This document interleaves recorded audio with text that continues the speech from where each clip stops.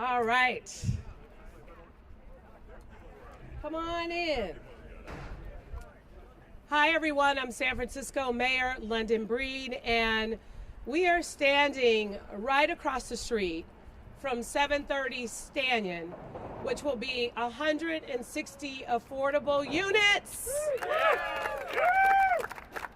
I can't remember the last time affordable housing was built in the Haight-Ashbury community, and I just want to give a shout out to the late Mayor Ed Lee for believing in my vision to purchase this property that used to be a former McDonald's site and helping to make this dream become a reality. And what's so great about today is so many dreams will become a reality more than ever before, because the state of California has officially declared San Francisco a pro-housing city.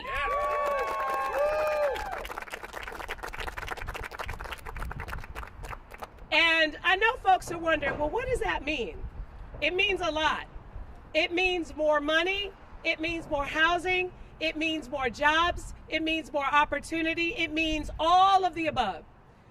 And we have come a long way as a city.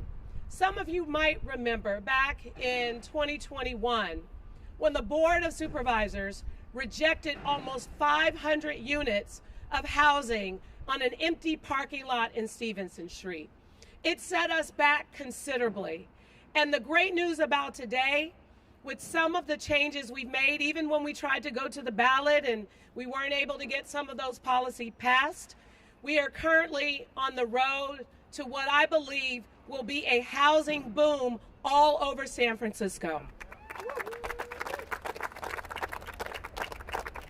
And it has not been easy. And when I say it hasn't been easy, the folks who are part of the YIMBY movement, small movement back in the day, Jane, grown into something that has taken flight not just here locally, but all over the state of California. And in this year's presidential elections, it's being talked about, finally, the need to make sure that people are focused on building more housing, because that's what this is all about, to make sure that we have safe, affordable places to call home. It requires less of becoming a city of no and becoming a city of yes. Getting to yes. And we've been getting to yes by removing transfer tax to convert buildings downtown. We've been getting to yes to remove regulations, including reducing impact fees and hopefully waiving even more. We've been getting to yes by renegotiating development agreements of the larger projects of housing. But I got to tell you, nothing has helped us to get yes more than what State Senator Scott Wiener has been doing. This pro-housing designation will make more of our projects eligible for state funding.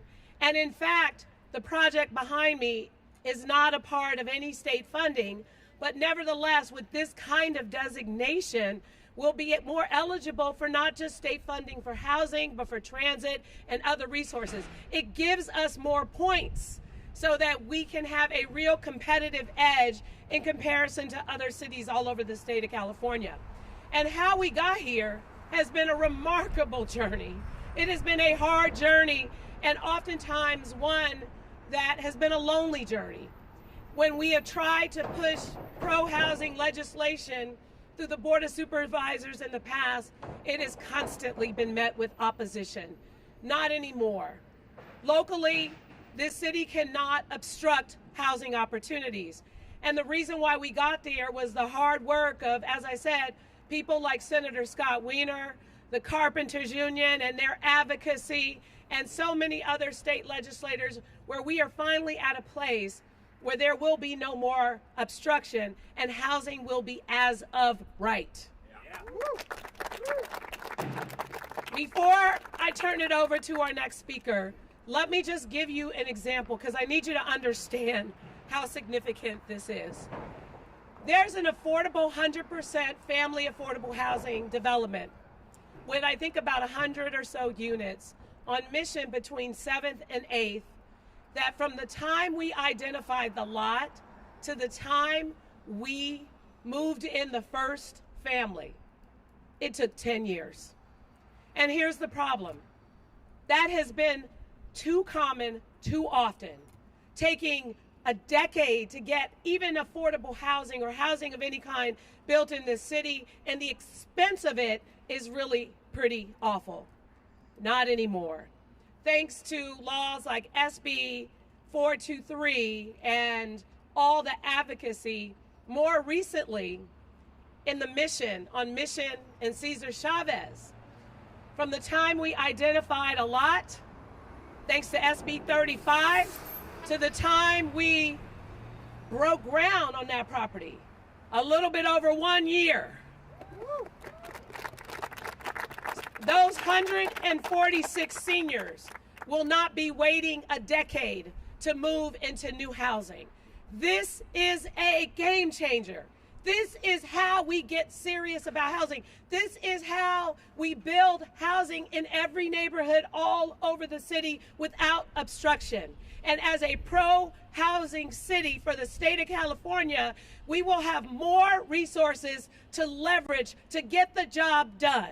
And with that, let me introduce our state senator, our pro-housing champion in the state of California, Senator Scott Wiener.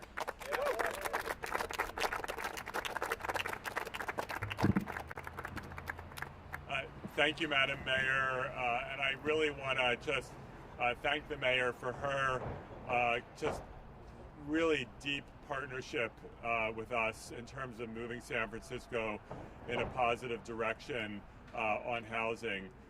When Mayor Breed was first running for mayor in 2018 was the same year that I was authoring a huge housing bill to basically rezone all of San Francisco and the bulk of California, SB 827, and it caused just an explosion, and there was there was support, there was opposition, and in that mayoral race, every major mayoral candidate opposed that bill, except for London Breed, who supported it, and she won because the voters want more housing. And every step of the way, in the work that I've been doing for the last 8 years in the Senate, if I had had a mayor in San Francisco who was hostile to our work,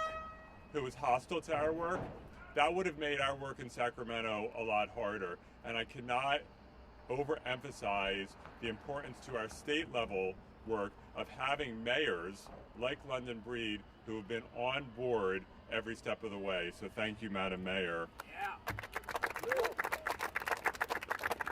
So, we've done a lot of work in Sacramento. It started before I got there, but it really accelerated after. And the work has been, it's been structural and it's been huge. And I am so grateful to my colleagues in the legislature, to first Governor Brown and then Governor Newsom, and to the amazing coalition, the Carpenters, the YIMBY movement, everyone who has worked so hard to make this happen. And we have been step by step telling cities that, you know what, we all love local control when it works well, but pure local control in housing has not worked the way that we needed it to work, and we need a better state-local partnership. And so we have done that at the state level by putting teeth into the housing element process, so it's not a joke process anymore. It's now real, that cities have to do real planning for a lot more housing and then have to follow up and actually zone for that housing. We are moving away from the era of permitting, of getting a housing permit as going into the political mosh pit, that every single housing project is somehow a unique political fight, instead of saying, let's just set the rules ahead of time, and if you follow the rules, you get your damn permit, period, end of story. And that's what we're doing. And when, having set all these rules, there are some cities that fight us every step of the way, that decide that they don't have to follow the law. I'm talking about the Huntington Beaches of the world. But there are some cities that, despite having maybe had some issues in the past, that because of the right political leadership, have stepped forward and said, how can we implement what the state is asking us to do.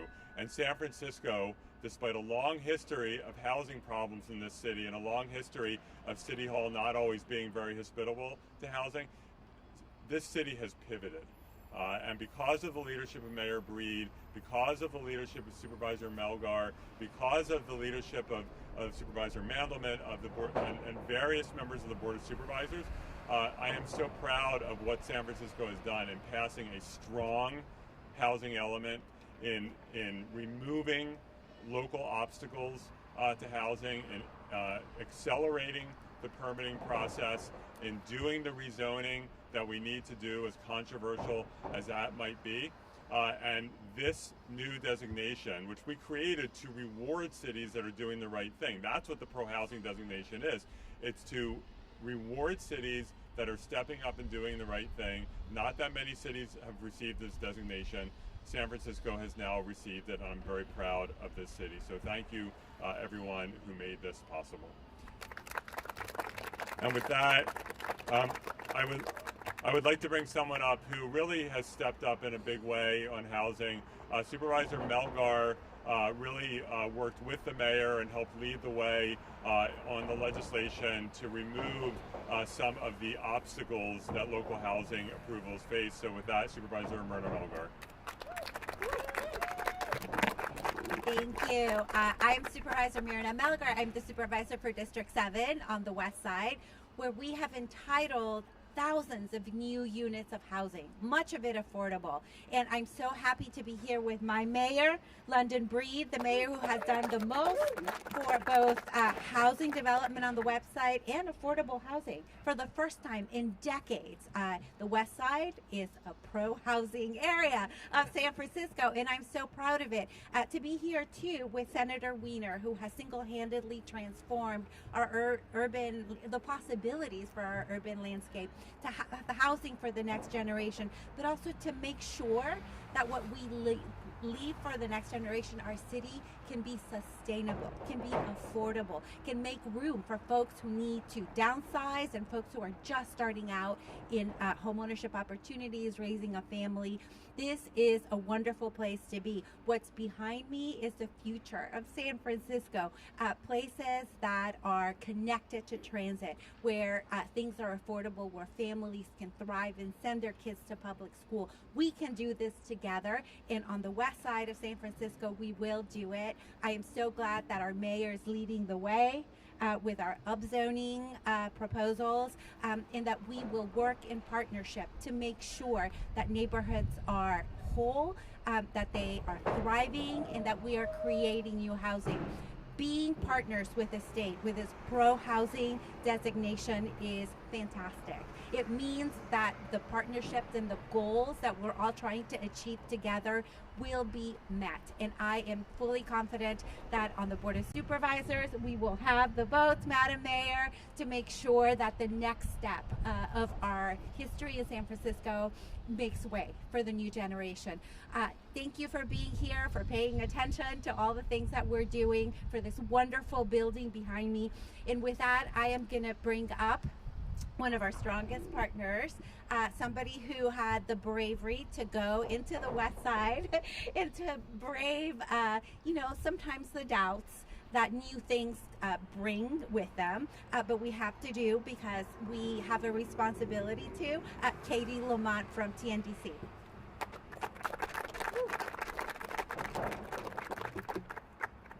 Good morning, everyone. Thank you, Supervisor Melgar, for that lovely introduction. Thank you, Madam Mayor. Thank you, Senator Wiener, and to the whole Board of Supervisors. Also, thank you to Dan Adams and the incredible staff at the Mayor's Office of Housing and Community Development. TNDC is one of the largest affordable housing developers rooted in San Francisco, and there is no way we could do the incredible work that we do without working for such an incredible city. I'm so privileged to work at a place where the mayor, the Board of Supervisors, the departments, all of the staff, and so many members of the community are deeply committed to affordable housing. We're so pleased that the state is recognizing the city's pro-housing efforts by recognizing what it's doing to do upzoning, to streamline approvals, and to dedicate funding. The city has always been incredible in its dedication of a huge proportion of its revenues to housing, more than any other city, any other place. And that allows us to expedite affordable housing, and we're going to be able to do it even more, and to expand access to affordable housing to more people throughout the whole city, facilitating new housing like 730 standing behind us, which is a co-development of TNDC and CCDC.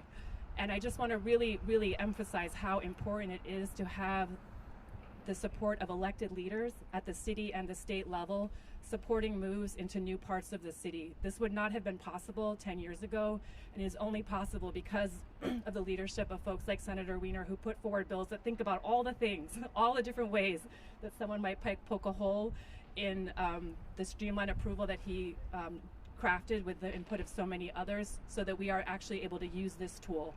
And also to Mayor Breed, I will be forever grateful for standing behind TNDC when we ran into some troubles in a different neighborhood in San Francisco. And without that, you know, there's no way that that development would actually happen. It's knowing that we have leaders at the city and the state level that have our back, that we are going to listen to input and respond to it thoughtfully. And when we do that, and we design and locate housing according to plans, that it will move forward. I also want to say that I've really appreciated in TNDC's expansion into places on the west side. We're developing at the foot of Haight and here at the top of Haight, and we own in the middle of the Haight. So I'm really excited about that, and also moving into the Sunset and the Richmond. And when we've moved to the west side, we knew, like in our hearts, and we were pleased to see it actually manifest, that there are people living in all of these neighborhoods, like Myrna was citing in her district, who want affordable housing, who know people who live in their neighborhoods who need affordable housing. People who are the people that you interact with when you go to a store, when you take the bus, when you go get your blood pressure checked, the people who care for your children, who run the rec center where you send your children for their programming when they're like preschool and you have to go to work. And so we were so pleased that there's organizers throughout the city that were looking for something to support, and we gave them something to support, and they came out for us. So it's been a beautiful thing to witness this expansion into the west side. Again, it's all possible because our elected leaders we know are behind us, supporting us. And another group that has helped us is the YIMBY movement. So I'm pleased to now transition to Jane Natoli. Sorry, I should have checked the pronunciation.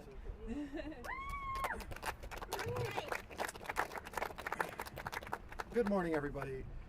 We're standing here today because we're getting this pro-housing designation, and that's been a long time coming. That's not something we did yesterday. It's not just work that occurred a few days ago. This is work that's taken place over years. This has been persistence. This is because of leaders like State Senator Scott Wiener having the foresight years ago to pass legislation that helps make buildings like the one behind me possible, and leaders like Mayor Breed, who've been on board and been with us since the beginning. We were proud to support her in 2018 because she was that visionary leader.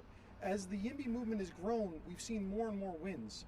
We always knew in our hearts that housing was popular. We knew people wanted it. We knew we needed more of it on the west side especially. I live on the west side. This is very close to where I live. Some of the other buildings that other folks were mentioning out here, Katie was talking about some of those other TNDC developments, they're down the street from me. And 10 years ago, that wouldn't have been possible. But we've been getting people together, and we've been passing these laws, and we've been changing our reputation.